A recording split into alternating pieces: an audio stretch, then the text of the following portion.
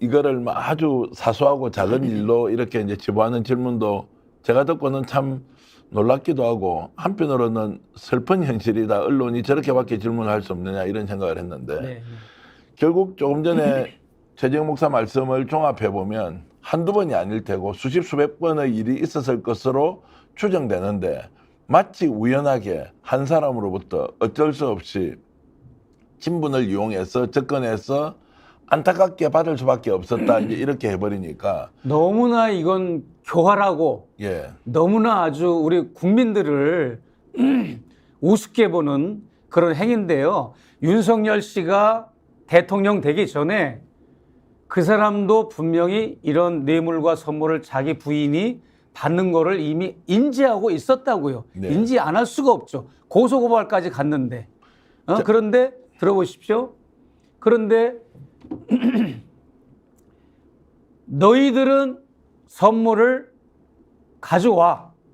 우리는 받아도 돼. 이겁니다. 왜냐하면 우리는 법을 집행하는 사람이고 우리는 검사고 검찰 권력 간부니까 우리는 김영란법이 해당 사항 없어. 아무리 너네 그래봐야 우리는 아무리 이런 걸 받아도 저촉이 안 돼. 이런 아주 그 선민의식을 평검사 시절부터 고위 간부 시절까지 김건희 여사도 그렇고 윤석열 대통령도 가지고 있었던 겁니다. 그런 의식을.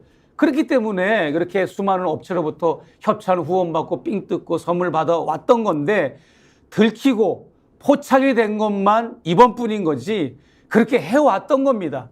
그리고 그런 김영란법은 너희들 평민들이나 지켜 이런 의식으로 살아왔던 자들입니다. 두 부부가. 그런데 마치 저한테 재수 없어서 잘못 걸렸다는 식으로 그렇게 말하면 안 되는 거죠. 정치 공작이라고 하면 보통 혼자서 하는 게 아니고 누군가의 배후 또는 지시, 기획, 계획 이런 걸로 지금 정치 공작의 일종의 주동자로 좀 몰렸습니다. 심히 불쾌하셨겠죠. 예. 저는요 검증해도 아시겠지만 미국에서도 저는 민주당, 공화당 시민권자지만 가입한 적이 없어요. 한국에서도 내가 과거에 살았을 거 아닙니까? 여기서 태어나서. 네. 여기서도 난 정당 생활을 해본 적이 없습니다. 그리고 목회자로서 객관성을 유지한다는 것보다 그럴 만한 목회에만 선교에만 사역에만 전념했기 때문에 그런 부분은 내가 신경을 못 썼고 그렇기 때문에 나는 아는 정치인이나 정당이 없어요. 내가 이거 지금 투쟁하는 것도 어느 특정한 정당을 등에 업고 백그라운드를 가지고 싸우는 것도 아니고 어떤 특정한 통일운동 단체, 제가 통일운동하기 때문에 예를 들어서 6.15, 뭐 민화협, 그 다음에 뭐 여러 많은 그런 통일운동 단체가 있잖아요. 거기도 가입이 안 됐습니다. 나는 어느 데도 나는 가입이 안 돼 있고 홀로 외롭게 나는 내가 세운 NK비전 2020이라는 단체를 그것만 가지고도 나는 벅차요. 일정이 1년 내내. 그런데 나는 뭐 그런 어떤 백그라운드가 없어요. 특히 정치인들은 마찬가지고. 그리고 이번에 내가 하나 궁금한 게 있어가지고 김남국 의원한테 전화를 걸었어요. 법률 자문을 받으려고. 근데 나를 무서워해서 이리 빼고 저리 빼고 통화도 안 하는 거예요. 한번 만나자. 그 정도로 정치인들이 저를 기피하고 이 사건에도 그렇고 평소에도 그렇고. 그런데 무슨 정치인을 만나야 정치 공작이고 내가 어떤 정치적 성향이어야 정치 공작인데 누구하고 내가 공작을 합니까? 서울의 소리도 마찬가지입니다. 서울의 소리는 내가 제보한 언론사지 서울의 소리가 나하고 협업을 하고 공작을 꾸민 게 아닙니다. 나는 단지 개인적으로 이명수 기자가 친분이 있어서 선물 사는데 내가 돈이 없으니까 한번 사달라 해가지고 나중에 내가 갚을 요량으로 선물을 제공받고 카메라도 손목시계, 전자손목시계도 카메라 기능이 있는 것을 내가 제공받았은 것뿐이지 서울의 소리도 전혀 이것을 인지하지 못했어요. 이명수 기자하고 나만 알고 있었고. 그렇기 때문에 서울의 소리하고도 공작을 꾸민 게 아니고 민주당하고도 꾸민 것도 아니고 아무런 관련이 없습니다. 그런데 내가 무슨 정치 공작을 꾸밉니까?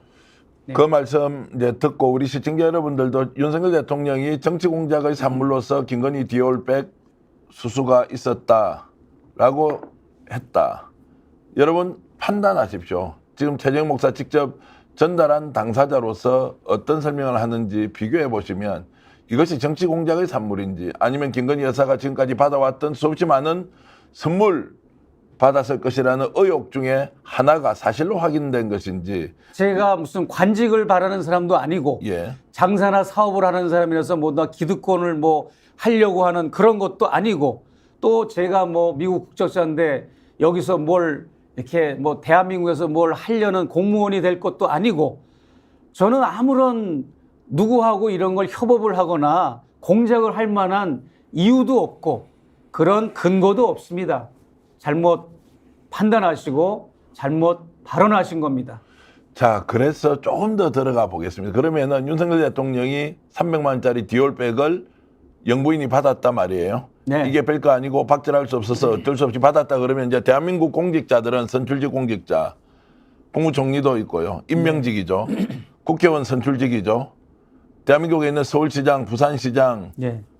대구광역시장을 비롯한 수없이 많은 단체장들 네. 이제 300만 원짜리까지는 박절하게 대할 수 없으니 받아도 된다. 네. 이렇게 대통령이 인정해 준 것과도 같은 일인데 다 이제 이렇게 공직자들이 선출직으로 있을 때 배우자는 받아도 된다. 이렇게 결론 내면 되겠습니까? 큰일 나는 거죠. 제가 이 사건을 폭로했을 때 MBC 출신 장인수 기자가 저한테 한 말이 있습니다.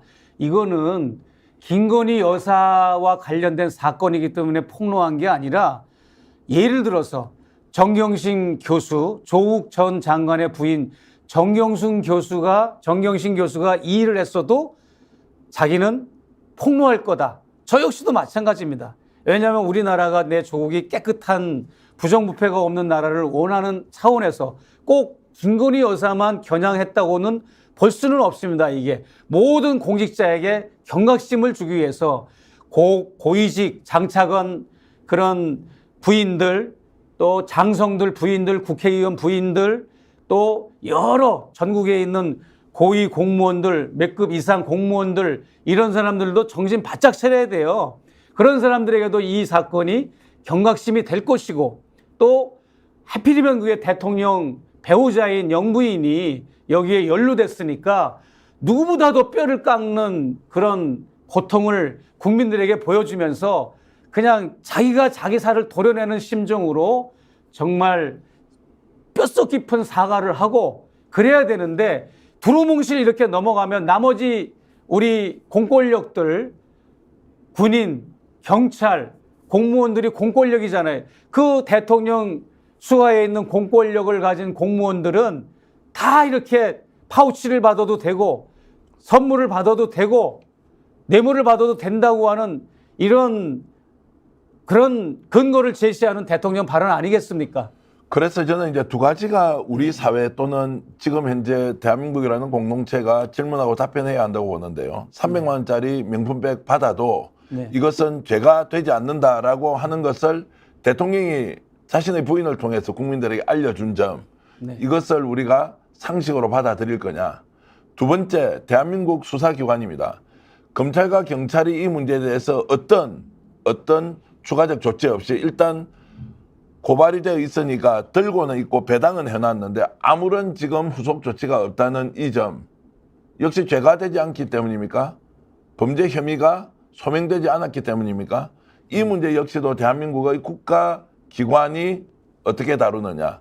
윤석열 대통령이 자리를 지키고 있는 동안은 아무런 조치를 하지 않을 것인지 질문하지 않을 수 없다는 것이고요. 그런 면에서 그렇습니다. 어제 대통령의 신년 대담은 국민들에게 많은 실망감을 안겨줬다. 사과할 줄 알았고 수사를 촉구할지도 모른다는 막연한 기대를 했는데 결국에는 사과도 수사 촉구도 없었고 아무것도 아닌 일을 정치 공작으로 피해를 보고 말았다. 그래서 윤석열 대통령이 어제 신년 대담을 통해서 얻은 것은 도대체 뭐냐?